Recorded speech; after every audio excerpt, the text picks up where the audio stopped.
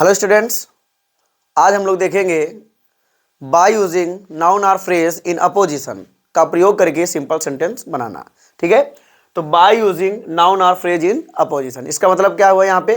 तो हम लोग पढ़ेंगे, क्योंकि सिंपल टॉपिक पढ़ रहे हैं, सिंपल सेंटेंस बनाना।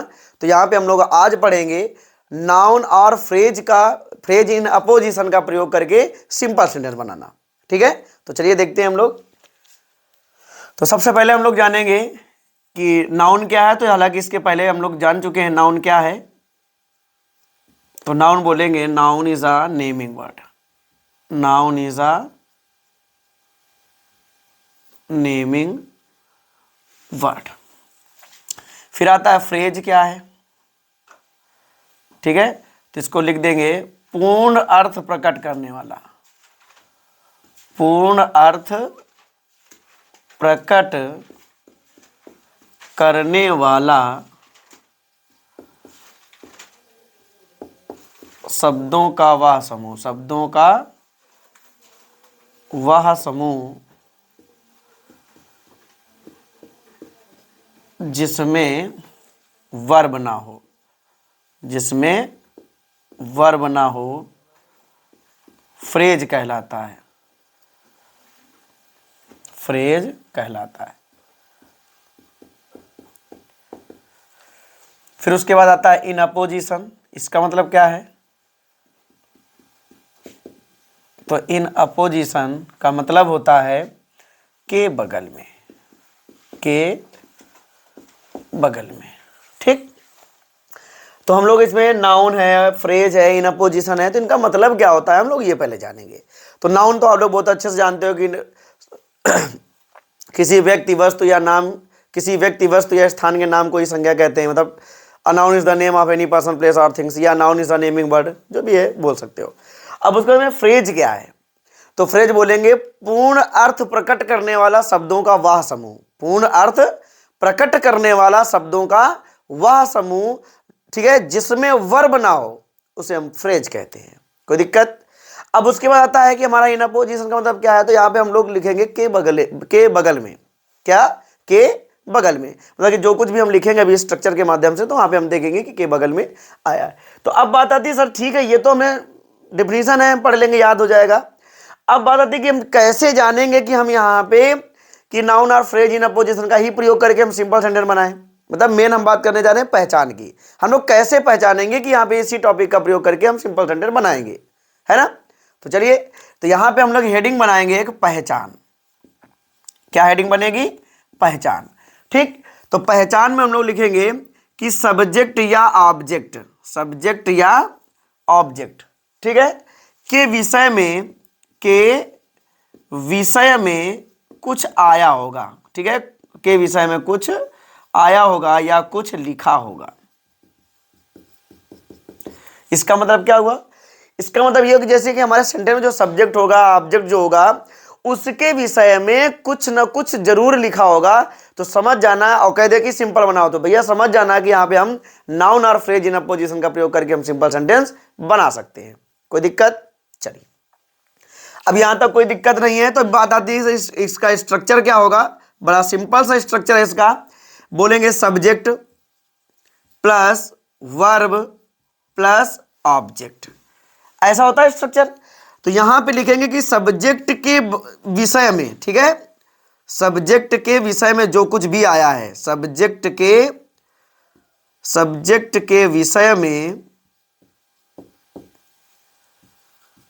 जो कुछ आया हो, उसे सब्जेक्ट के बगल में, उसे सब्जेक्ट के बगल में कामा के साथ लिखते हैं। कामा के साथ क्या करते हैं? लिखते हैं। ठीक है, मतलब इसका क्या हुआ कि जब आप सेंटेंस में देखोगे तो जब सब्जेक्ट के विषय में जो आया होगा, तो जो चीज सब्जेक्ट के विषय में आई है उसको हम सब्जेक्ट के बगल में कामा के साथ लिख देंगे। ठीक है, चलो अब सेम लैंग्वेज यहां पे आ जाएगी, बस फर्क होगा, जहां पे सब्जेक्ट लिखा है वहां पे ऑब्जेक्ट हो जाएगा। तो क्या लिखेंगे हम लोग? लिखेंगे ऑब्जेक्ट के विषय में, ऑब्जेक्ट के विषय में ठीक है, जो कुछ ऑब्जेक्ट के विषय में जो कुछ आया हो उसे ऑब्जेक्ट के बगल में कामा के साथ ठीक है क्या करते हैं, लिखते हैं, उसे कामा के साथ लिखते हैं। अब इसका मतलब क्या हुआ, जैसा हमने अभी सब्जेक्ट के बारे में बताया कि सब्जेक्ट के विषय में जो कुछ भी आया है उसको हम कामा के साथ उसके बगल में लिख देंगे, और ऑब्जेक्ट सेम प्रोसेस, इसमें भी अगर ऑब्जेक्ट के विषय में जो कुछ भी आया तो हम ऑब्जेक्ट के बगल में कामा के साथ में लिख देंगे।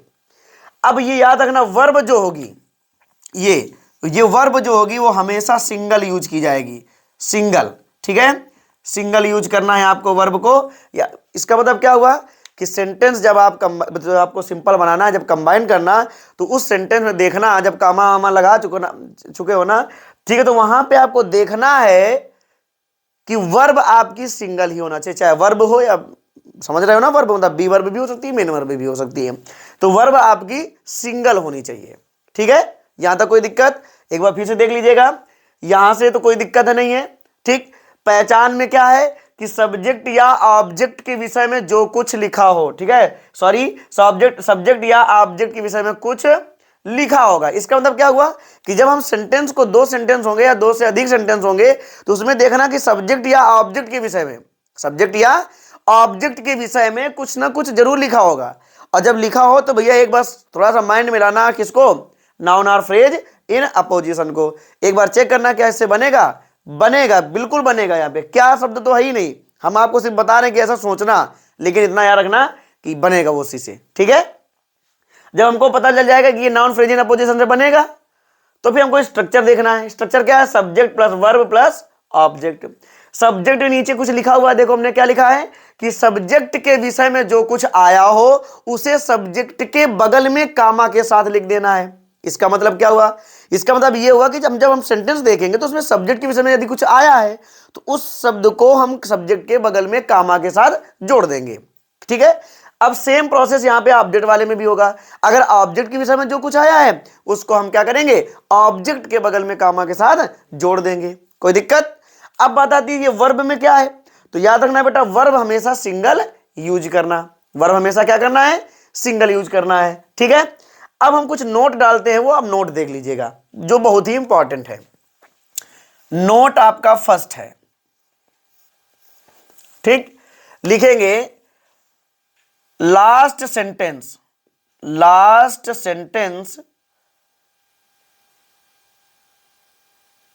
का सब्जेक्ट छोड़कर शेष भाग कामा के साथ लिख देते हैं। क्या कर देते हैं, लिख देते हैं। ठीक है, और ब्रैकेट में यहां पे लिखेंगे हम लोग, क्या लिखेंगे,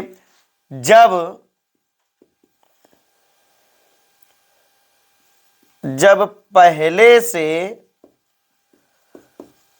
कोई वर्ब ना लिखी गई हो। ठीक है, अब इसका समझाएंगे बिल्कुल बाकायदे। अब नोट सेकंड देख लो भैया, नोट सेकंड क्या है, लिखेंगे लास्ट सेंटेंस का सब्जेक्ट, ठीक है, और प्लस वर्ब। ठीक है, वर्ब यहां पे बी वर्ब भी हो सकती है, तो यहां पे लिखेंगे be verb, subject plus be verb, मतलब सब्जेक्ट और बी वर्ब को छोड़कर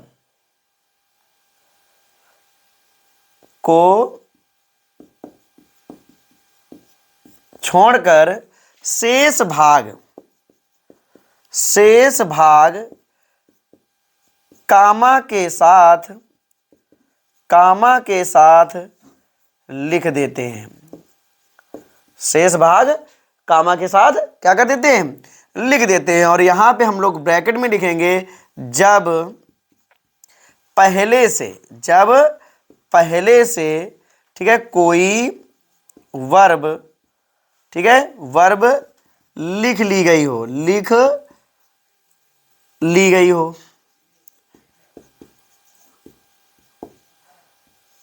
ठीक है, अब इसको समझते हैं, यहां तक समझ में आया सबको।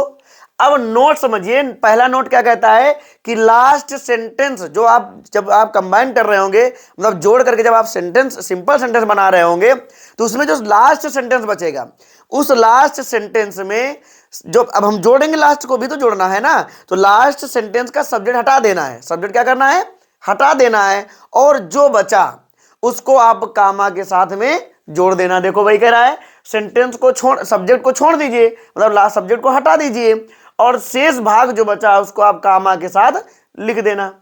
और ब्रैकेट में हमने लिखा जब पहले से कोई वर्ब ना लिखी गई हो। इसका मतलब क्या है कि ये, इसका मतलब यहां पे ये है कि आप जब बना रहे थे तो वहां पे आप याद रखना, देखना एक बार कि क्या आपने पहले से कोई वर्ब लिखी है। अगर पहले से वर्ब नहीं लिखी है तो ये करना, अगर पहले से वर्ब लिख ली गई है, पहले से यदि कोई वर्ब लिख ली गई है तो याद रखना सब लास्ट सेंटेंस का सब्जेक्ट और बी वर्ब हटा देना है। ठीक है, बोलो कोई दिक्कत? चलिए इसका जल्दी से स्क्रीनशॉट लीजिए और फिर हम लोग कुछ देखते हैं सेंटेंस। ये नोट याद रखना, क्योंकि नोट हटाएंगे सेंटेंस लिखना पड़ेगा। नोट याद रखना, बाकी उधर का आपका लिखा रहेगा। स्क्रीनशॉट लीजिए थोड़ा जल्दी से।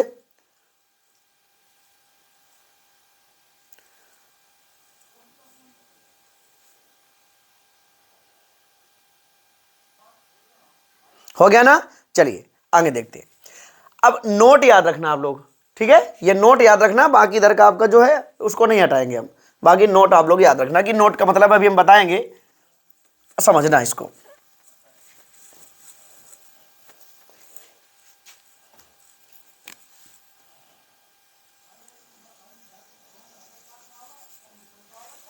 ठीक है, अब पहला सेंटेंस देखते हैं हम लोग। जैसे लिख दिया हमने, रवि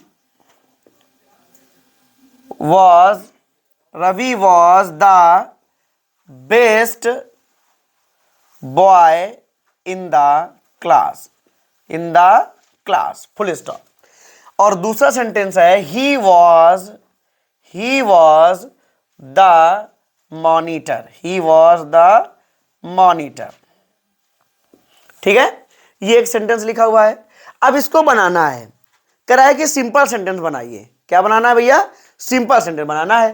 अब सिंपल सेंटेंस में हमने सबकी पहचान लगभग आपको बता रखी है। अब जरा एक बार नाउन फ्रेज एंड अपोजिशन की पहचान चेक करो। क्या हमने लिखवाया था कि सब्जेक्ट या ऑब्जेक्ट के विषय में कुछ लिखा होगा। अब यहां पे हमारा सब्जेक्ट क्या है, बोलो? रवि है ना। अब जब सब्जेक्ट हमारा रवि है तो रवि के विषय में क्या क्या आया है? देखो, the best boy in the class, एक तो ये आया है, और दूसरा क्या आया है बेटा? तो देखो आया है द मॉनिटर। दो चीजें आ गई। इसका मतलब है भैया कि जब सब्जेक्ट या ऑब्जेक्ट, अभी सब्जेक्ट के विषय में आया है, ऑब्जेक्ट के विषय में आएगा, अभी हम सेंटेंस दिखाएंगे आपको। ठीक है, तो अब रवि के विषय में आ गया कि नहीं आ गया कुछ? तो इसका मतलब है सिंपल बनाएंगे तो हम किसका प्रयोग करके? नाउन फ्रेज इन अपोजिशन का प्रयोग करके। ठीक है, तो चलिए इसको देखते हैं हम लोग। अब देखो स्ट्रक्चर क्या कहता है, सब्जेक्ट, फिर वर्ब और फिर ऑब्जेक्ट। अब पहले हम सब्जेक्ट को पकड़ लें। सब्जेक्ट क्या है बेटा? रवि, हमने रवि को पकड़ा। ठीक है, अब रवि को पकड़ने के बाद आपको जो कुछ भी मिलता जाए उसको कामा के साथ लिखना है। देखो, सब्जेक्ट मतलब रवि के विषय में जो कुछ आया हो उसे रवि के बगल में कामा के साथ लिखो, है ना? यही तो है, सब्जेक्ट भी रवि बोलो। इसके स्थान पर जहां जहां पे सब्जेक्ट लिखा है वहां वहां पे आपको रवि बोलना है। तो यहां पे रवि के विषय में जो कुछ आया हो, भैया हमको the best boy in the class आया है, तो कह रहा है उसको रवि के बगल में कामा के साथ लिखो। तो हमने कामा लगा करके लिख दिया the best boy in the class, लिख दिया। ठीक, अब ये भैया, अब जब इसका हमने मेन निकाल लिया, अब ये लास्ट सेंटेंस बचा कि नहीं? ही वॉज द मॉनिटर, ये लास्ट बचा। अब नोट फर्स्ट पढ़िए जरा, देखिए क्या लिखवाया हमने। नोट फर्स्ट लिखवाया कि लास्ट सेंटेंस का सब्जेक्ट हटा करके जो शेष पार्ट बचता है उसको हम कामा के साथ लिख देते हैं, यही तो लिखवाया है ना। और ब्रैकेट में लिखवाया था कि पहले से कोई वर्ब ना लिखी गई हो। इधर जरा देखो भैया गौर से, क्या कोई आपने वर्ब लिखी है? नहीं लिखी ना, इसका मतलब नोट फर्स्ट लगेगा कि केवल हमको सब्जेक्ट को हटाना है, मतलब हमको ही को हटाना है, और जो बचा आप कामा के साथ लिख दीजिए, तो वाज द मॉनिटर। देखो बन गया कि नहीं बन गया सेंटेंस। अब हो सकता है आपके स्कूल में दूसरा बनवाया गया हो, उसको भी देख लीजिए। मॉनिटर को भी आप देखिए, मॉनिटर भी तो है, रवि के लिए आया है, तो आप इसको पहले निकाल लीजिए, तो फिर से देख लीजिए। तो पहले तो आप सब्जेक्ट को लिख लीजिएगा, तो रवि लिख लिया। अब उसके बाद में कामा लगाओ और लिख दो द मॉनिटर, तो द मॉनिटर हो गया। और फिर से कामा लगेगा, क्योंकि कामा हर बात पे होगा, है ना। कामा लग गया। अब उसके बाद देखो बेटा, अब इसका हमने निकाला है, तो लास्ट अब ये माना जाएगा, माना जाएगा कि नहीं माना भाई, हमने इसका निचोड़ लिया सब कुछ। अब ये मेन बचा। अब इसमें हमने क्या कहा, सब्जेक्ट को हटा करके, यदि कोई पहले से वर्ब ना लिखी गई हो तो सब्जेक्ट को हटा करके जो बचता है उसको कामा के साथ जोड़ देते हैं। तो रवि को हटाओ तो क्या बचा तुम्हारा, was the best boy in the क्या क्लास। आया समझ में, बोलो कोई दिक्कत। तो हमारा बनेगा, या तो ये बना दीजिए, Ravi the best boy in the class was the monitor. Clear. दूसरा आप ये भी कह सकते हैं, Ravi comma the monitor comma was the best boy in the class. आया समझ में। एक और देखते हैं,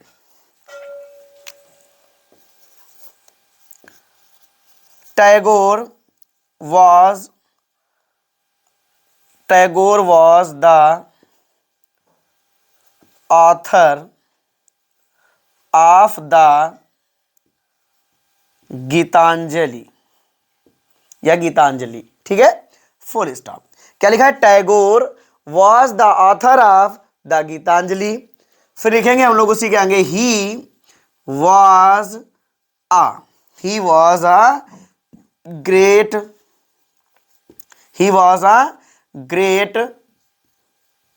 पोएट ऑफ बंगाल। ठीक, ये सेंटेंस लिखा हुआ है। क्या लिखा हुआ है, तो Tagore was the author of the Gitanjali, he was a great poet of Bengal. अब इसको कह रहा है सिंपल बनाइए, है ना। अब सिंपल बनाने के लिए हमने क्या कहा, पहचान चेक करते हैं भैया। नाउन फ्रेज इन अपोजिशन की पहचान क्या हमने लिखवाया कि सब्जेक्ट या ऑब्जेक्ट के विषय में कुछ बोलो लिखा होगा या आया होगा। अब हम पहले सब्जेक्ट को पकड़ लें, टैगोर को पकड़ लिया हमने। अब टैगोर को देखो, जब हमने देखा तो टैगोर के विषय में क्या आया है, द ऑथर ऑफ द, और दूसरा क्या आया है, आ ग्रेट पोएट ऑफ बंगाल। देखो दो चीजें आ गई। इसका मतलब है भैया सिंपल यदि बनेगा तो नाउन फ्रेज इन अपोजिशन का प्रयोग करके बनाएंगे, कोई दिक्कत। चलिए अब स्ट्रक्चर आपके सामने लिखा हुआ है, क्या कर रहा है, सब्जेक्ट को पकड़ो पहले। चलिए पकड़ते हैं सब्जेक्ट को। सब्जेक्ट क्या है बेटा, सब्जेक्ट है आपका टैगोर, हो गया। अब उसके बाद में फिर कह रहा है कि अब देखो सब्जेक्ट के विषय में क्या लिख, अब इसकी जगह पे क्या आ जाएगा बेटा, टैगोर। अब समझना गौर से, अब यहाँ पे जहां जहां सब्जेक्ट लिखा है वहां पे हमको टैगोर बोलना है। बोलेंगे टैगोर के विषय में जो कुछ आया हो, क्या आया है, the author of the Gitanjali, या ये आया है ना। एक का लेना पड़ेगा पहले, ठीक है। तो उसे टैगोर के बगल में कामा के साथ लिखते हैं, तो यहां पे बेटा कामा पहले लगेगा, और हमने लिख लिया the author of the Gitanjali. बोलो कोई दिक्कत, the author of the Gitanjali, ठीक है। और फिर उसके बाद फिर कामा लगाओ। अब कामा लगाने के बाद हमको क्या करना है, जरा चेक करो। अब देखो बेटा, जब हमने इसका ले लिया तो अब ये लास्ट बचा, और हमने अभी नोट लिखवाया कि लास्ट सेंटेंस का सब्जेक्ट छोड़ करके शेष भाग हम कामा के साथ लिख देते हैं, और ब्रैकेट में लिखा था जब पहले से कोई वर्ब ना लिखी गई हो। अब बेटा यहां पे देखो कहीं वर्ब लिखे हो क्या, नहीं लिखे हो ना, इसका मतलब है केवल सब्जेक्ट हटेगा। मतलब इसका हमने ही को हटाया, तो जो बचा कामा के साथ आ जाएगा, तो लिखेंगे was a great poet, was a great poet of Bengal. बोलो कोई दिक्कत, आया ना। देखिए Tagore the author of the Gitanjali comma was a great poet of Bengal. अब देखो हो सकता है कि ये वाला पहले उठाना चाहो तो इसको उठा लो, लेकिन लास्ट में अब ये बचेगा, और इसमें आपको ये टैगोर हटेगा, वाज द ऑथर ऑफ बने। देखिए कैसे बनेगा, Tagore comma a great poet of Bengal comma was the author of Gitanjali. आगे पीछे कर सकते हो, कोई दिक्कत नहीं है, बस जब मेन वर्ब लगी हो तो फिर आप उल्टा सीधा नहीं कर सकते हैं। आया समझ में? बोलो, इसका भी स्क्रीनशॉट लीजिए, फिर आगे और देखते हैं कुछ सेंटेंस।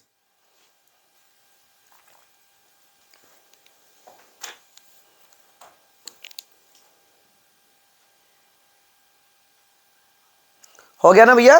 चलिए आगे देखते हैं कुछ सेंटेंस और। जहां समझ में ना आए आप लोग कमेंट करना, लेकिन आप वीडियो पूरा देखेंगे, क्योंकि आप लोग जब तक वीडियो पूरा नहीं देखेंगे, जब तक आप पूरी क्लास नहीं लोगे, तब तक आपको समझ में नहीं आने वाला है। इसलिए वीडियो पूरा देखें, पूरी क्लास अंत तक देखें, और उसके बाद ना आए तो कमेंट करिए। और बीच में यदि कोई चीज़ समझ में नहीं आ रही तो भी आप कमेंट करें, ठीक है? क्योंकि कमेंट करोगे तभी हम समझ पाएंगे ना कि आप लोग कितना देख रहे हो, कितना समझ रहे हो। और जब आप कमेंट करोगे तो और बेहतर ढंग से और कोशिश करेंगे बताने की, ठीक है? चलिए और सेंटेंस देखते हैं। Mahatma Gandhi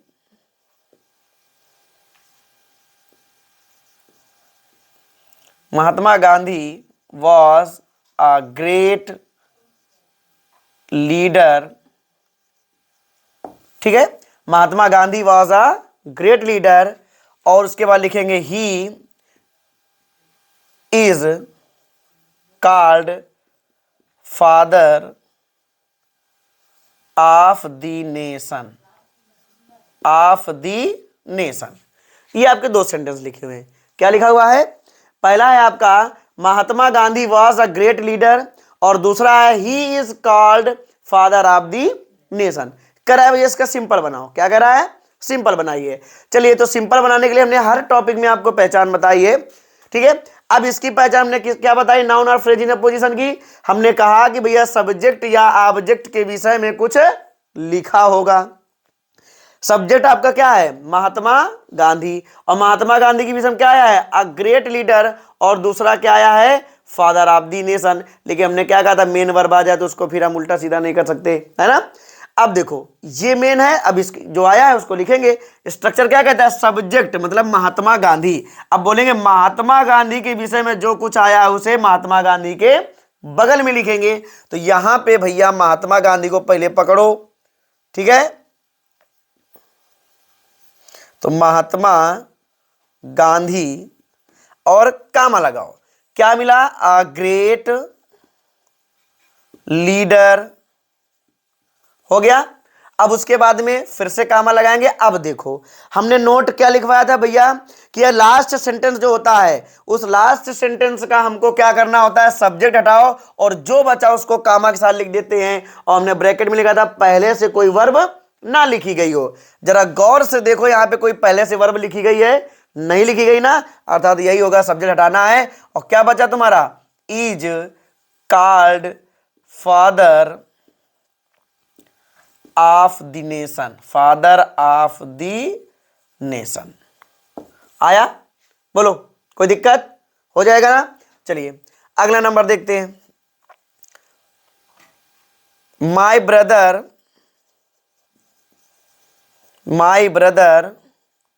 went to Delhi, my brother went to Delhi, और लिखेंगे Delhi is the capital of India, ठीक है? इंडिया। क्या है sentence? My brother went to Delhi, और Delhi is the capital of India.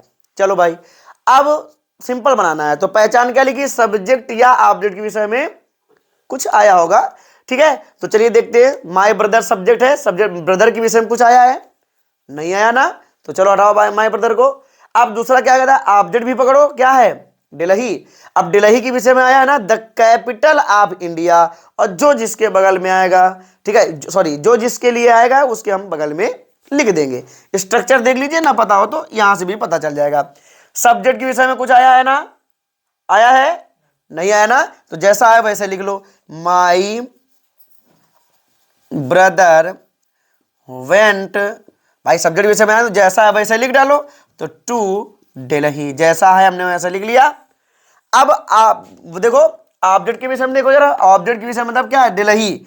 अब दिल्ली के विषय में जो कुछ आया उसे दिल्ली के बगल में लिख दो, है ना।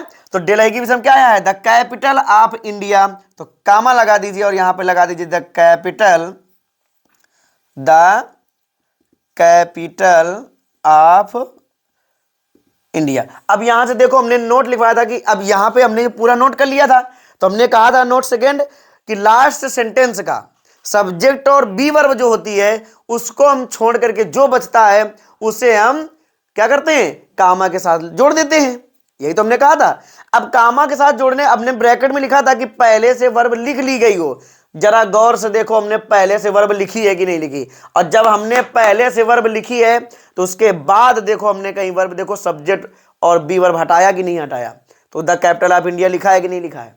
अब नोट समझ में आ रहा है ना, तो चलिए इनको स्क्रीनशॉट लीजिए और फिर हम लोग देखते हैं कुछ सेंटेंस प्रैक्टिस के रूप में, ठीक है, लीजिए इनका स्क्रीनशॉट।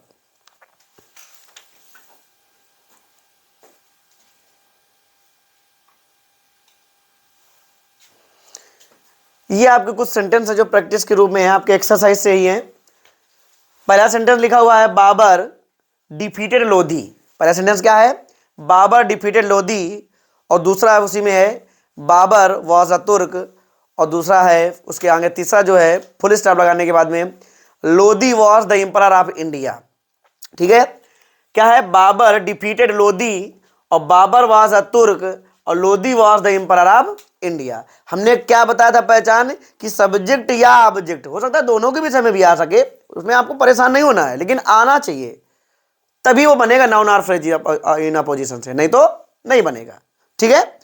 अब देखो यहां पे सबसे पहले हमने सब्जेक्ट पकड़ा किसको, बाबर को। अब बाबर के विषय में क्या आया है, आ तुर्क, तो इसका मतलब है बाबर करता है तो पहले बाबर को पकड़ा जाए, और बाबर को पकड़ने के बाद में बाबर को कामा के साथ क्या दे दिया गया, अतुर्क, ठीक। और फिर से कामा लगा लो, और देखो बाबर के विषय में कुछ आया है, नहीं आया ना, चलो आगे बढ़ो।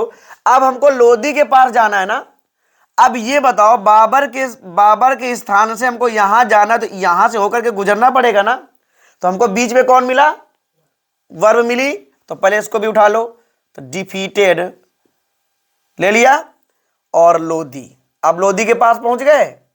अब लोधी के पास पहुंचने का रीजन ये था क्योंकि बेटा लोधी के विषय में क्या आया है, क्या आया है, द इंपरर ऑफ, है ना, तो लिख देंगे द इंपरर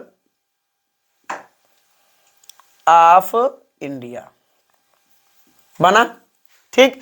तो बनेगा बाबर कामा अतुर्क comma defeated Lodhi comma the emperor of India, clear. चलो अगला सेंटेंस देखते हैं।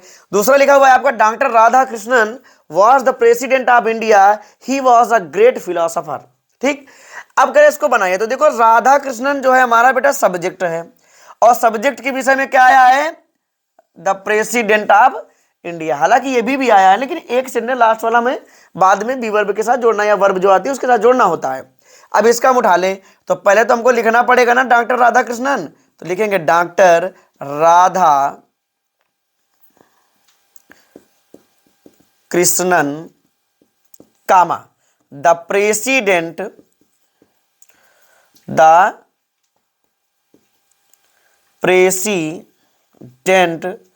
ऑफ इंडिया, फिर से कामा लगाएंगे। अब लास्ट सेंटेंस का हम करता हटा देते हैं, यदि कोई पहले से वर्ब ना लिखी गई हो। यहां पे देखो हमने कोई वर्ब नहीं लिखी है, इसका मतलब इसका ये करता हटेगा, तो क्या आएगा, वाज अ ग्रेट फिलोसोफर, क्या है, फिलोसोफर, ठीक बना। तो क्या बन के आएगा हमारा, डॉक्टर राधा कृष्णन कामा क्या है, the president of India comma was a great philosopher, ठीक। अगला सेंटेंस का Shahjahan was a great Mughal emperor, he built the Taj, it is the finest building in the country. करा इसको बनाइए। तो हमने सबसे पहले पकड़ा किसको, सब्जेक्ट को। सब्जेक्ट कौन है, शाहजहां। अब भैया जरा चेक करो पूरे सेंटेंस में कहीं शाहजहां के विषय में आया है क्या, बिल्कुल आया है। क्या आया है, शाहजहां के विषय में आया है ग्रेट मुगल इंपरर, और कुछ तो आया नहीं है, तो पहले इनके बगल में इसको चिपका दो। तो क्या लिखेंगे, शाहजहां कामा अ ग्रेट मुगल इंपरर। ठीक है, फिर से कामा लगाओ। अब देखो बेटा, इसका सब हमने ले लिया, तो अब देखो इस वाले में जाएंगे। अब ये लास्ट सेंटेंस नहीं है, लास्ट तुम्हारा है क्या, यहां से लास्ट है, तो अभी हमको ध्यान नहीं देना है। अब बेटा जब हमने शाहजहां लिखा तो इसका मतलब ही तो शाहजहां थे, है ना, तो इसका मतलब है कि हम यहां से ही हटा देंगे। अब लिखेंगे ब्यूल्ट। क्या लिखेंगे, ब्यूल्ट द ताज, द ताज। फिर से कामा लगाओ, क्योंकि ताज के विषय में आया है क्या, the finest building in the country, तो यहां पे लिख देंगे द फाइनेस्ट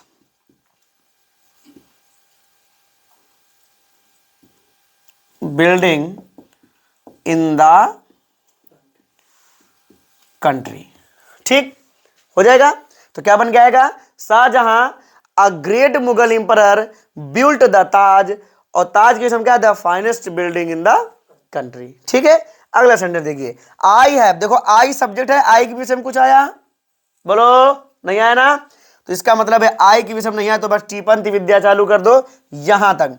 तो लिखेंगे I have never been to Bombay, to Bombay.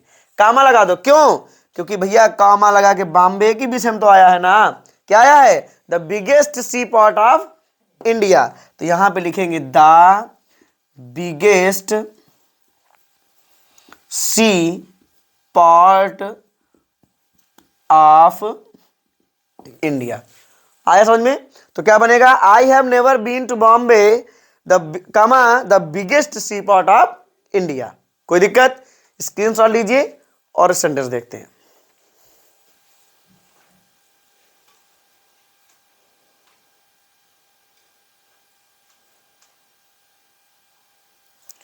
ये आपके सेंटेंस हैं दो, ये एक्सरसाइज से ही हैं आपके, बाहर से कुछ नहीं है। अभी एक हम बताएंगे आपको, एक वर्क के रूप में बताना है हमको, कमेंट में आपको इसको करना है, ये हमारी तरफ से आपका मान लीजिएगा होमवर्क है, ठीक है।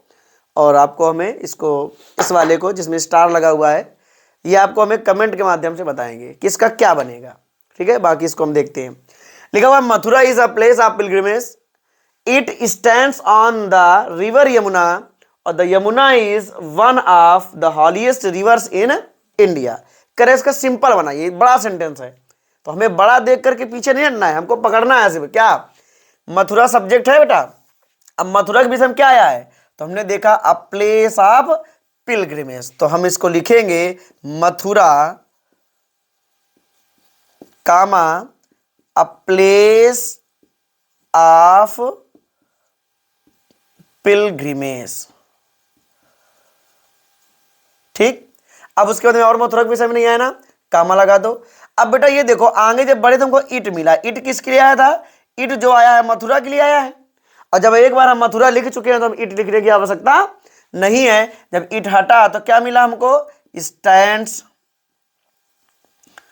On the river Yamuna, river Yamuna, और उसके बाद में फिर से कामा लगाओ, और लास्ट सेंटेंस का कुछ हटाते हैं। अब लास्ट हटाते कैसे हैं, तो हमने नोट बता, अगर वर्ब लिख ली गई है तो सब्जेक्ट और बी वर्ब दोनों हटा देना, अगर नहीं लिखी गई है तो फिर केवल सब्जेक्ट हटाना। तो यहां पे देखो बेटा ये वर्ब लिख ली गई है कि नहीं, इसका मतलब नोट सेकंड काम करेगा, क्या, सब्जेक्ट और बी वर्ब को हटा देते हैं, मतलब इतना आपका जो है ये हट जाएगा। तो क्या बचा, one of the holiest rivers in India. ठीक है, हो जाएगा ना, क्या बनेगा हमारा, Mathura a place of pilgrimage stands on the river Yamuna comma one of the holiest rivers in India. कोई दिक्कत, अब ये सेंटेंस आपको हमें आप लोग बताओगे बना करके, कमेंट के माध्यम से आप हमें बताइए, अगर नहीं आएगा तो हम आपको जवाब देंगे इसका, ठीक है। लेकिन आप इसको बनाइए, ना आए कमेंट जरूर करें।